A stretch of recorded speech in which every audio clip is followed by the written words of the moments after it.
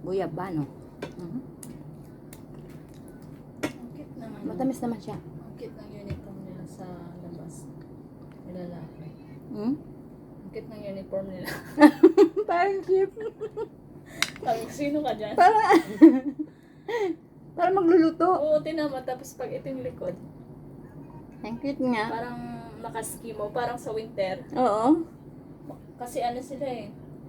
Mga ano yung mga electricity. Mga ano, basta part ng ano. Electrician.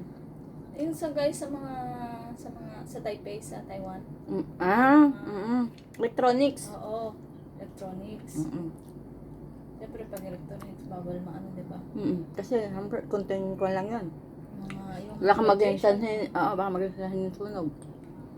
Ang cute. Parang siyang, May mga nakalab po. parang ano, parang,